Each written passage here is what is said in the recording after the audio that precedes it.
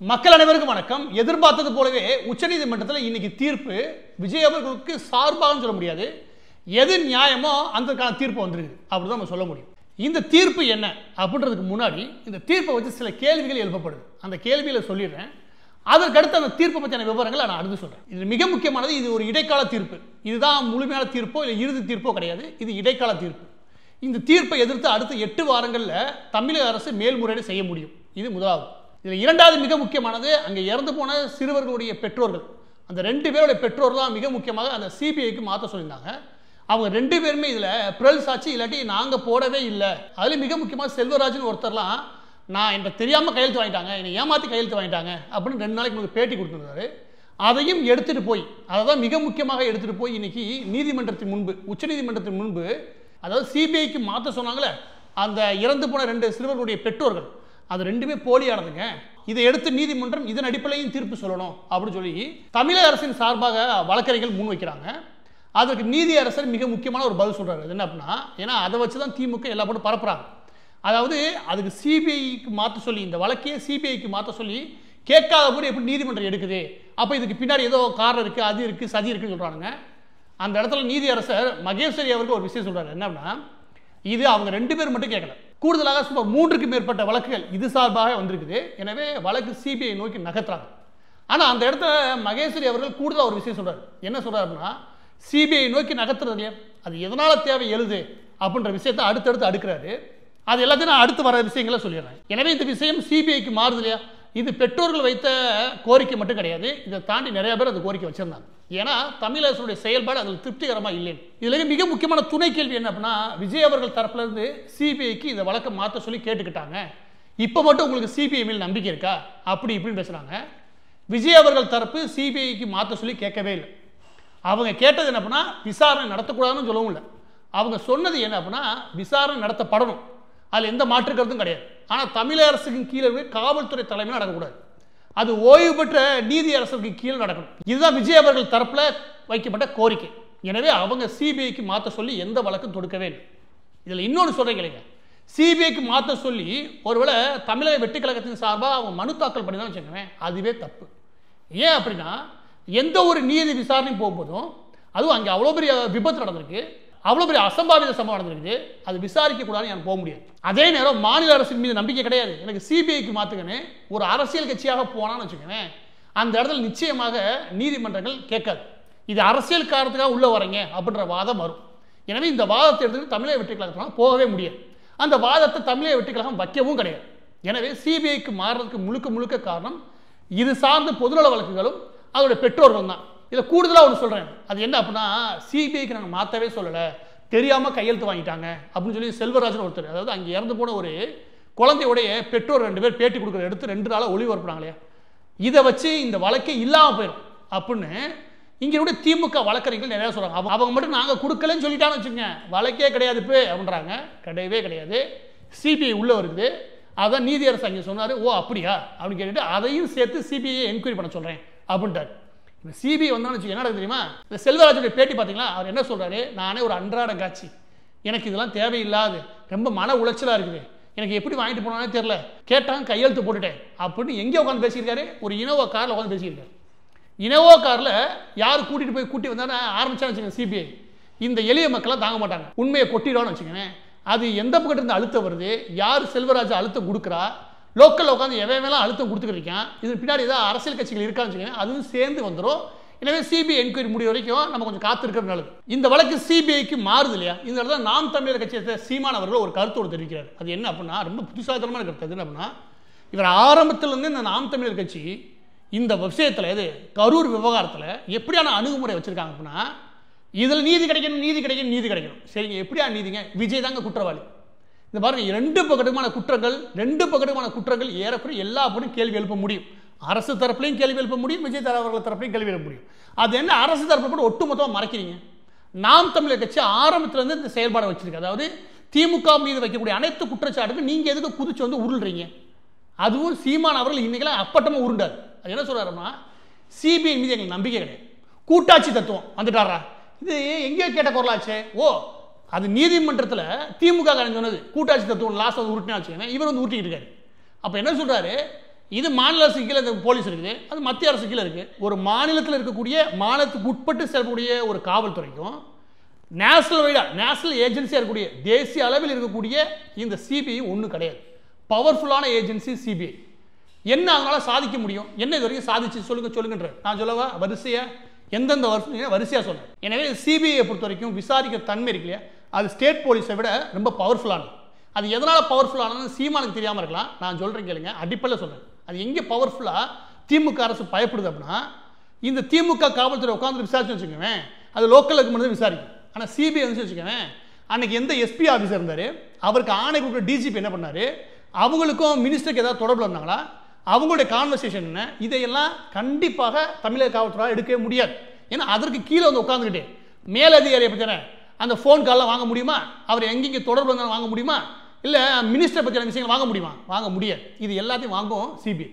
எனவே இந்த விசாரணை எது தமிழக காவல்துறை இல்லையா, அதன் கீழே இந்த விசாரணை போகிறது நியாயமே கிடையாது அப்படின்ற வாதம் எங்கே வருது அப்படின்னா, இதில் திமுக அரசு சம்பந்தப்பட்ட சதி வேலைகள் இருக்குன்ற கேள்வி எழுப்புறாங்க இல்லையா, அந்த இடத்துல திமுக அரசுக்கு கீழே கூட காவல்துறை இதில் வரவே கூடாது. அதுதான் ஃபேர், அதுதான் நியாயம். சிபிஐ வரும்போது அமைச்சரில் ஆரம்பித்து அமைச்சர் தொடர்பில் இருந்து எந்தெந்த போலீஸ் அதிகாரி அவனில் ஆரம்பித்து அதுக்கு மேலே அதிகாரி என்ன உத்தரவிட்டாங்க, இது எல்லாத்தையும் நோண்ட முடியும். எனவே சிபிஐ நிச்சயமாக இந்த வழக்கை 100% விசாரிக்கிறதுக்கு சரியான ஏஜென்சி. ஆனால் சீமான் ரொம்ப சிம்பிளாக, அது மத்திய அரசு கீழே இருக்குது, இது மாநில அரசு கீழே இருக்குது, சிம்பிளாக ஏதாவது பேசி தெரியக்கூடாது. எனவே சீமான் அவர்கள் சொல்வது ஒரு பட்டிமன்ற பேச்சு மாதிரி எடுத்துக்கிட்டு போகலாமே தவிர அது உண்மை அல்ல. சிபிஐக்கு மாற்றினது நல்லது. இப்போ நீதியரசர் மகேஸ்வரி அவர்கள் சொன்ன முக்கியமான விஷயத்துக்கு வரலாம். அது என்ன அப்படின்னா, இது சிபிஐக்கு மாற்றும்போது அது எப்படியா மாறணும் தெளிவுபடுத்துறாரு. ஒரு ஸ்பெஷல் இன்வெஸ்டிகேஷன் டீம் அவர் ரெடி பண்ணுது. அது 2 ஐபிஎஸ் ஆஃபீஸர் ரேஞ்சில் இருக்கக்கூடிய 2 ஆஃபீஸர்ஸ் உள்ள இருக்கும்.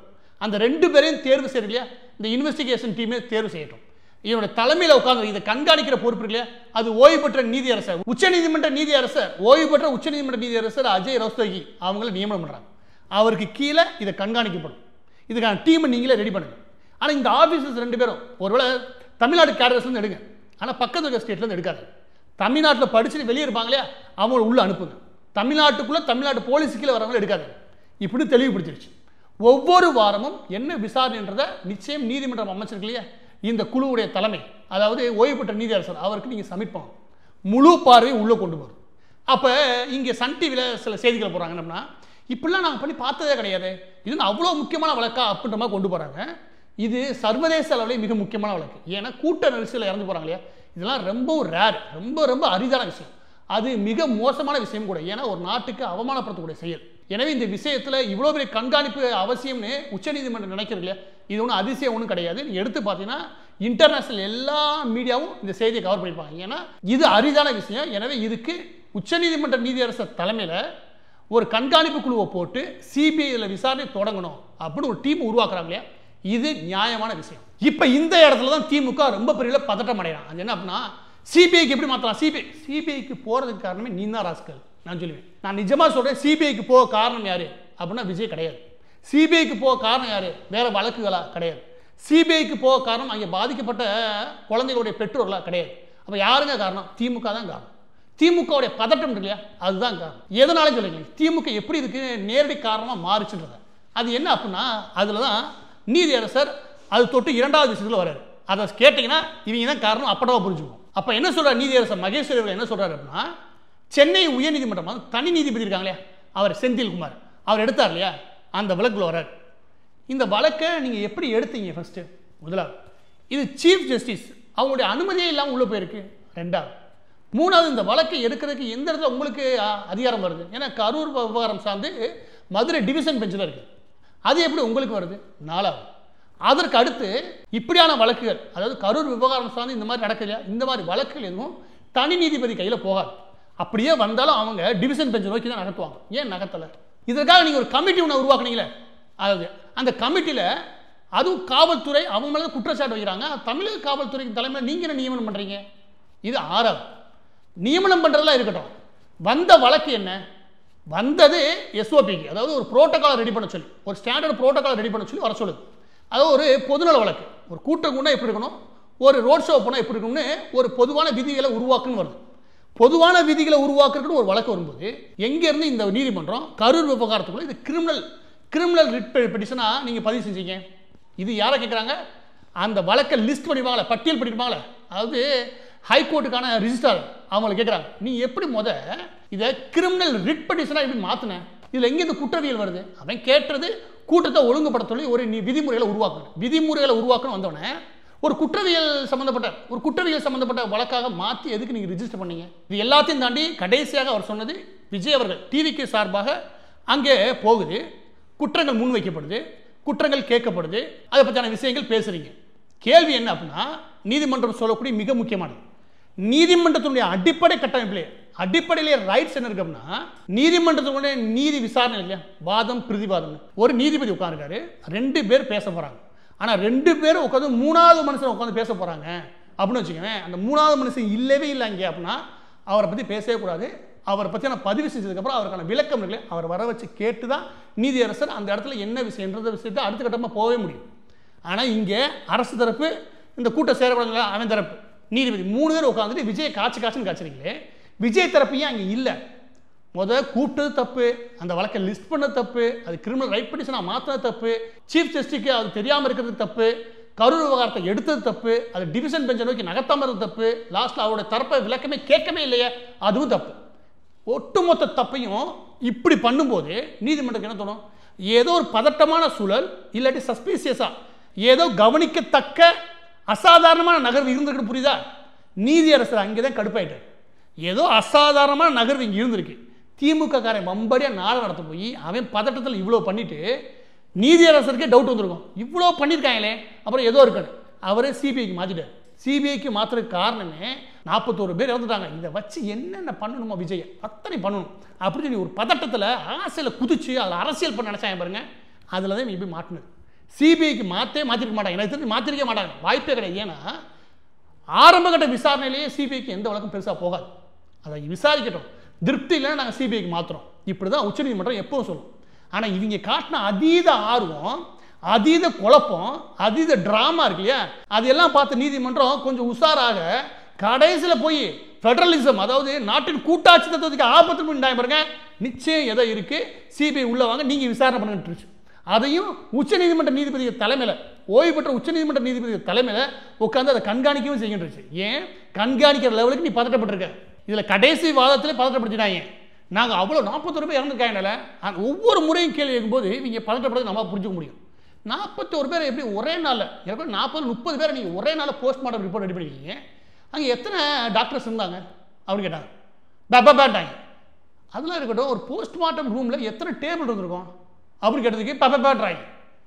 அதெல்லாம் விடுங்க, தடயவியல் நிபுணர்கள் அங்கே வந்திருக்கமா இல்லையா? ஒரு போஸ்ட்மார்ட்டம் ரிப்போர்ட் ரெடி பண்ணுறோம், அவர் இறந்தது எதனால், அதோடைய காரண காரியங்கள் எல்லாத்தையும் கண்டுபிடிக்கணும். இப்போ தடயவியல் காரணங்கள் எத்தனை பேர் தடயவியலை படித்த மருத்துவர் அங்கே இருந்தாங்க, அதுக்கு பண்ணுறாங்க. ஏன்டா இவ்வளோ சந்தேகத்தை வச்சுக்கிட்டு 4 மணிக்கு எல்லா பேரும் எரிக்க சொல்லி அங்கே வீட்டுக்கு அனுப்பி வச்சு எல்லாத்தையும் முடிச்சிருக்கீங்களே, இவ்வளோ வேலையும் பார்த்துருக்கீங்க. அதாவது நீங்கள் வேகமாக பண்ணுறோன்னு சொல்லிட்டு ஊரில் எல்லா குழப்பத்தையும் பண்ணி பதட்டம் அடைச்சிருக்கீங்க. இவ்வளோ வேலைகளை பார்த்து நீதிமன்றத்தில் போய் இவ்வளோ சேட்டை பண்ணிங்கன்னா உச்சநீதிமன்றம் சும்மாவாக இருக்கும்? உச்சநீதிமன்றம் நீங்கள் சிபிஐக்கு மாத்திரக்கு முழுக்க காரணமே திமுக அரசாங்கம் தான். திமுக அரசாங்கம் வெக்கமே இல்லாமல் இதில் அரசியல் பண்ணுறது என்னென்ன பண்ணணுமோ அத்தனை தகுதி தத்தமும் பித்தாடமும் பண்ணிச்சு. அது நேரம் அங்கே போனதுமே ஒன்று இவ்வளோ வேளாதிக்கிறாங்க, எதுக்கு இவ்வளோ பதட்டப்படுறாங்க அப்படின்னு எல்லாருக்கும் டவுட் வந்துருச்சு. நீதிமன்றம் இதில் கொஞ்சம் நிதானமாக அணுக வேண்டியிருக்கு. இதை விசாரணை இங்கே போகிறது நியாயம் இல்லை, நடந்தது எதுவும் சரியாக படலை, எனவே சிபிஐக்கு மாத்திரம் நல்லது, சிபிஐ மாற்றி விட்டுருச்சு. எனவே பதிவோட இறுதியாக மகிழ்ச்சிகரமான ஒரு விஷயம் என்ன அப்படின்னா, நாம தான் இந்த விஷயத்தை முதலாவது உடச்சி வெளியே கொண்டு வந்தோம். இதில் மிகப்பெரிய பிரச்சாரம் எதிர்பிரச்சாரம் செஞ்சுக்கிட்டு இருக்கும்போது முதல் முறையாக நாங்கள் அவருடைய விசாரணை தரப்பு உள்ளே இல்லைன்னு சொன்னோம். 2வது மதுரையில் இருக்க டிவிஷன் பெஞ்சில் வரும்போது எப்படி இங்கே வந்துச்சு நான் கேட்டோம். 3வது வந்த வழிவரைகள் தப்பு, ஏன்னா அது ஒரு பொதுநிலை வழக்கம் வந்திருக்குது, இதை எதிர்த்து உச்சநீதிமன்றம் போனால் நிச்சயமாக விஜய் தரப்பு அவர்களுக்கு ஒரு நிவாரணம் கிடைக்கும் நம்ம சொன்னோம். அது சம்பந்தமாக விஜய் அவர்கள் தரப்பில் சிலரும் பேசியிருந்தாங்க. அவங்களுக்கு எங்களால் முடிஞ்ச என்னவோ அதனுடைய ஆலோசனைகளை அப்பயே கொடுத்துருந்தோம். இப்போ நான் சொல்கிறேன், நீதி என்பது எல்லாருக்கும் ஒரு வாய்ப்பை கொடுக்கணும். அந்த வாய்ப்பில் எல்லா தரப்பு விஷயங்களும் வெளியே வரும்.